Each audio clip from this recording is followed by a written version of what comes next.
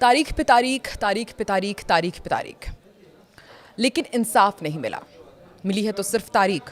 आपको याद ही होगा, साल 1993 में बॉलीवुड की फेमस मूवी दामिनी आई थी, जिसमें एक्टर सनी देओल ने ये डायलॉग बोला था। ये डायलॉग भारत की कानूनी व्यवस्थाओं में देरी की नज़ीर बन गया।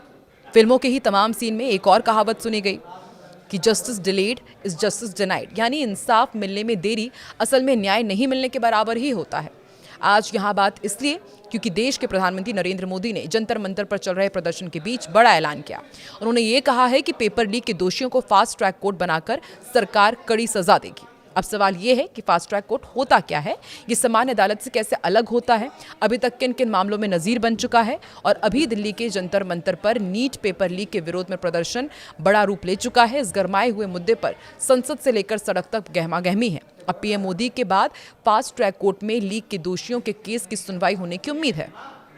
उनके इस ऐलान के बाद देश की अदालतों में लंबित करोड़ों मामलों के बीच जब किसी गंभीर अपराध का शिकार व्यक्ति तुरंत इंसाफ की गुहार लगाता है, तब फास्ट ट्रैक कोर्ट ही उम्मीद की किरण बनकर सामने आता है। तो क्या नीट पेपर लीक और जो तमाम paper leak fast track court में यदि ये मामला जाता है तो क्या वाकई बहुत जल्द इंसाफ मिल पाएगा? फास्ट ट्रैक कोर्ट कैसे काम करते हैं, प्रधानमंत्री नरेंद्र मोदी ने अपने बयान में आज क्या कुछ कहा, सब कुछ आपको समझाएंगे इस वीडियो में। नमस्कार, मैं हूं आकांक्षा, आप देख रहे हैं न्यूज़ 18 का डिजिटल प्लेटफॉर्म। प्रधानमंत्री नरेंद्र मोदी ने गुरुवार को ऐलान किया कि पेपर लीक के दोषियों को सजा देने के लिए फास्ट ट्रैक कोर्ट्स बनाए जाएंगे। युवाओं के भविष्य के साथ खिलवाड़ करने वालों को बख्शा नहीं जाएगा। पीएम का ये ऐलान लगातार जिस तरह से प्रदर्शन हो रहे हैं उसके बीच आया। पिछले कई दिनों से हमने देखा जंतर मंतर पर प्रदर्शन हुआ। एक्टिविस्ट सोनम वांगचुक भी भूख हड़ताल पर रहे।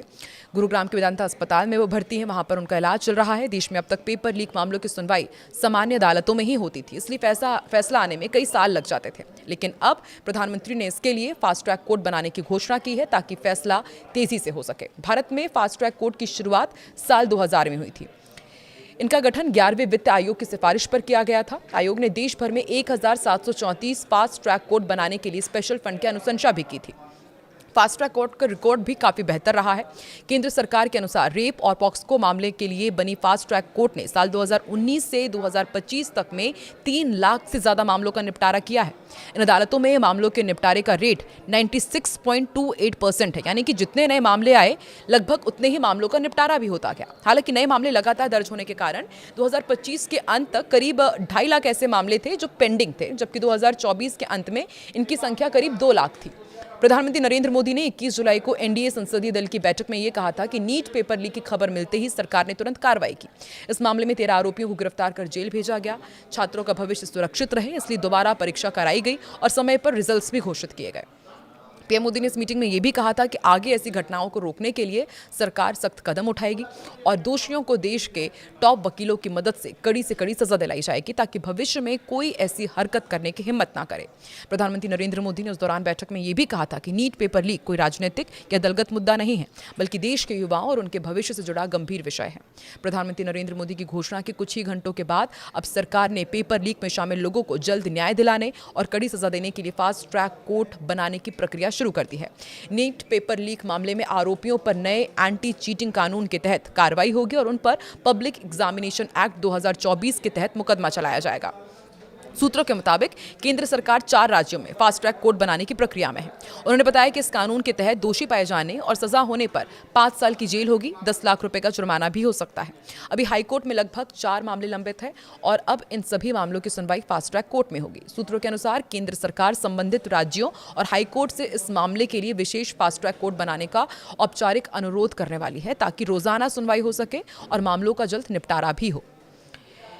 चूंकि नीट एक ऐसी परीक्षा है जिसे एनटीए आयोजित करती है, इसलिए इससे जुड़े पेपर लीक और अनुचित साधनों के मामलों का लेकर के इस कानून ये तमाम जो मामले हैं वो भी इसके दायरे में आएंगे। सूत्रों ने बताया कि नीट लीक के लिए संबंध में अब तक इस कानून के तहत 4 एफआईआर दर्ज की गई है। इन मामलों की सुनवाई के लिए बॉम्बे, कलकत्ता, दिल्ली और मध्य प्रदेश हाईकोर्ट के अधिकार क्षेत्र में प्राथमिकता के आधार पर 4 फास्ट ट्रैक कोर्ट बनाए जा रहे हैं।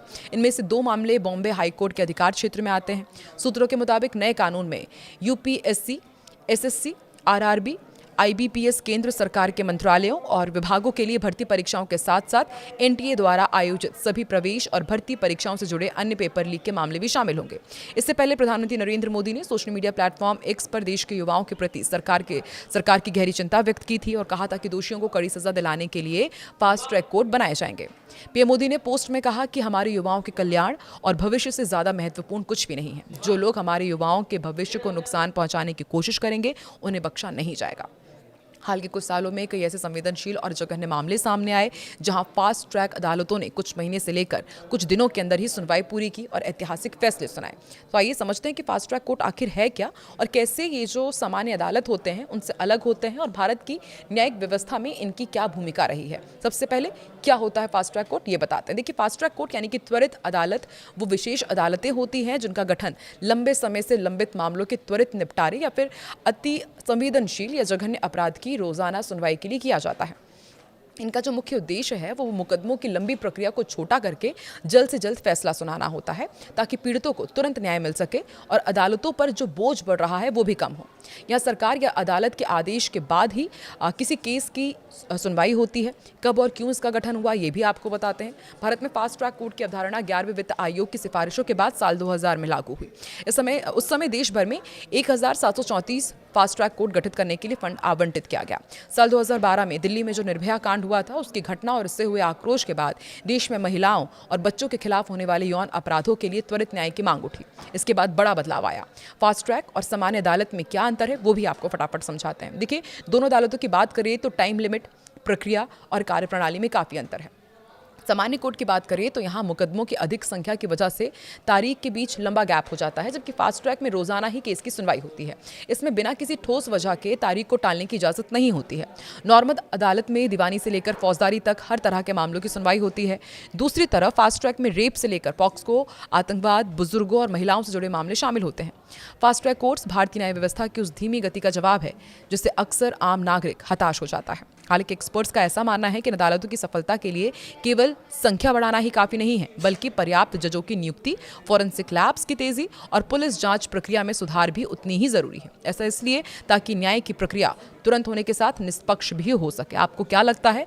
प्रधानमंत्री नरेंद्र मोदी ने जो ऐलान किया है कि अब पेपर लीक के तमाम मामले फास्ट ट्रैक कोर्ट में पहुंचेंगे और फिर बहुत ही जल्द दोषियों पर सख्त कार्रवाई की जाएगी। कब तक फैसला होगा, कब तक इंसाफ मिलेगा तमाम पेपर लीक पीड़ितों को, आपको क्या लगता है? कमेंट सेक्शन में जरूर बताएं।